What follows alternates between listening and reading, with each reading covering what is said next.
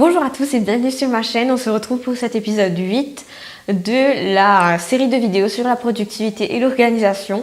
Aujourd'hui, je vous ai préparé une petite vidéo un peu différente.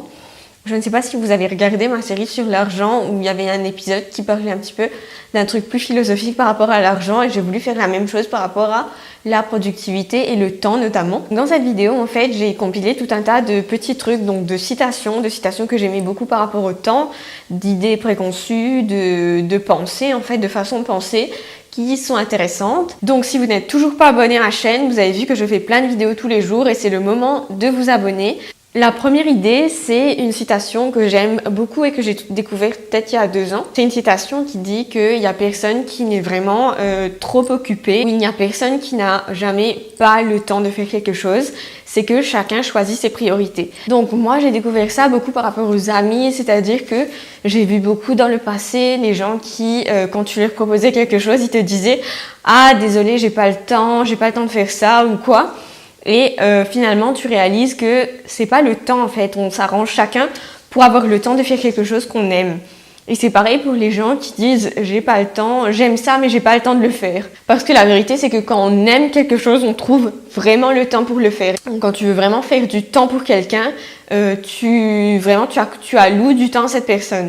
Et c'est comme ça que ça fonctionne. Donc moi maintenant quand j'entends ça, quand j'entends ah désolé je veux bien mais j'ai pas le temps, je comprends que c'est tout simplement parce que la personne a choisi de ne pas me mettre en priorité. Et je le prends pas forcément mal, mais au moins, voilà, c'est plus clair comme ça. La deuxième idée par rapport au temps, c'est une citation aussi. Et ça reprend un petit peu toutes les citations qui disent ah ouais, quand t'es jeune, c'est jamais le meilleur moment pour, remplissez les tirets, quoi.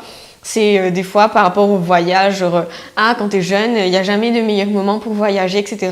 Et je trouve que ça pousse vraiment les gens à faire des conneries. Donc ça pousse vraiment beaucoup plus les jeunes du coup à se ruiner en faisant des voyages, à allant à l'autre bout du monde, à prendre des années sabbatiques alors qu'il ferait mieux de construire leur avenir, entre guillemets, sachant que souvent ces voyages-là sont complètement inutiles, c'est-à-dire ils vont pas t'aider à trouver un travail après ou à trouver vraiment ce que tu aimes faire en fait. Donc je trouve que toutes ces citations par rapport à il n'y a pas de meilleur moment pour faire ça veut rien dire. On a entre guillemets toute la vie pour le faire. Ça ne veut pas dire qu'on doit repousser les échéances, mais ça veut simplement dire qu'on ne doit pas se mettre une pression inutile sous prétexte que quelqu'un est en train de dire que il n'y aura pas de meilleur moment pour le faire. Le troisième point, c'est toujours par rapport à une citation, et c'est une citation en anglais qui dit one day or the one you decide. Vous voyez l'idée, en fait, ça veut tout simplement dire que soit c'est aujourd'hui que tu commences ou c'est un autre jour, c'est toi qui décides.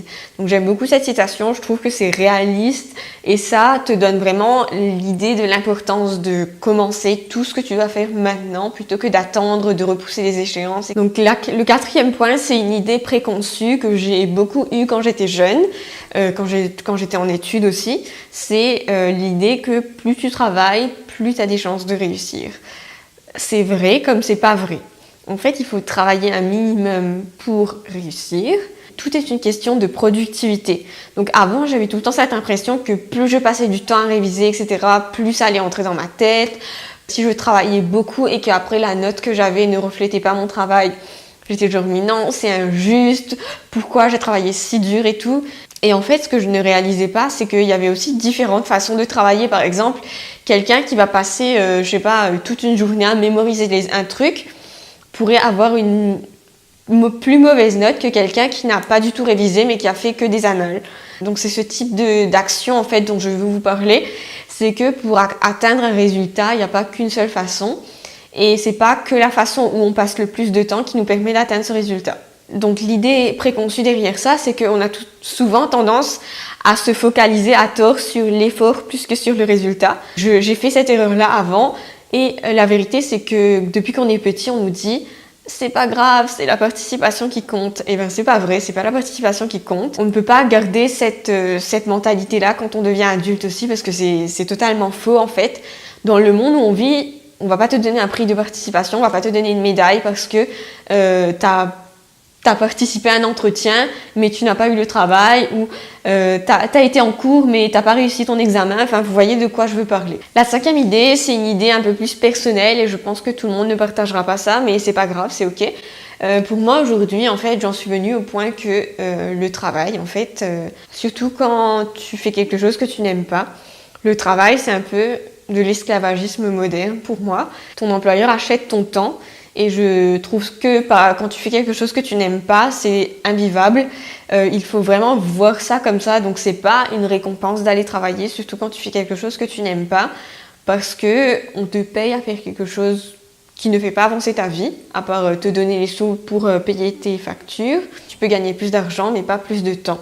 Et ça, c'est totalement vrai. La bonne compensation, parce que c'est un système aujourd'hui qui est global, qui est partout, c'est de trouver un travail que tu aimes, parce que là, t'échanges pas que ton temps contre de l'argent, tu fais quand même quelque chose que t'aimes et on te paye pour ça.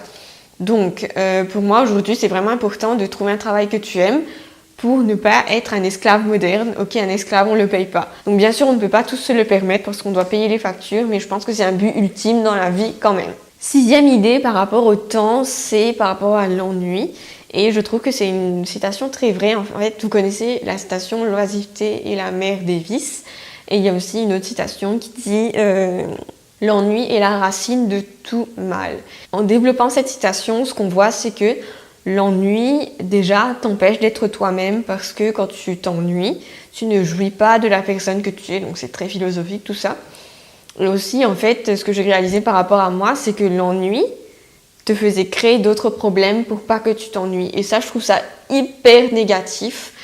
Parce que quand on est capable de se créer soi-même des problèmes, on est en train en fait de détourner notre attention, notre temps utile vers des choses complètement inutiles. Et ça, c'est inadmissible. Le temps passe trop vite. On ne peut pas se permettre de faire des choses comme ça. 7e point, c'est par rapport à comment passe le temps. Il y a Einstein qui a dit quand tu passes 1 heure avec une jolie fille, c'est comme si le temps passait en 1 minute. Enfin, c'est pas les mots exacts, mais c'est ça la citation. Et en fait, je trouve ça vraiment extraordinaire de voir comment le temps passe vite.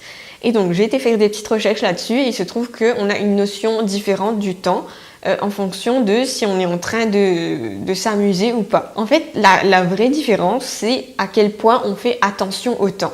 Donc, notre corps a plein de types d'horloges biologiques, donc par rapport à différentes choses, mais aussi par rapport à comment passe le temps. Et selon l'activité qu'on fait, on ne fait pas attention au temps. On ne fait pas attention au temps de la même manière. Donc quand on passe un bon moment, on ne regarde pas le temps passer, on n'a pas cette impression de surveiller le temps.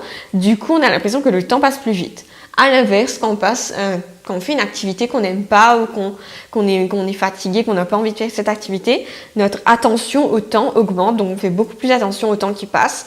On a l'impression qu'il passe beaucoup plus lentement. Et je trouve ça ouf en fait, c'est vrai que quand on est vraiment par exemple dans un travail ou dans des études qui nous plaisent pas, on a vraiment l'impression que c'est pénible, c'est beaucoup plus dur d'aller au travail, c'est beaucoup plus dur de se lever le matin, on a l'impression que les journées passent beaucoup plus lentement. Donc voilà, c'était une vidéo qui était un petit peu différente, j'espère que vous l'avez appréciée. Je vous ai remis toutes ces infos dans une fiche en lien de cette vidéo. Si ça vous intéresse, n'hésitez pas à aller télécharger cette fiche. Et dans cette fiche, il y a aussi des citations sur le temps que j'aime beaucoup et que je vous ai remis. Donc je vous dis à demain pour le nouvel épisode. À très vite et prenez soin de vous.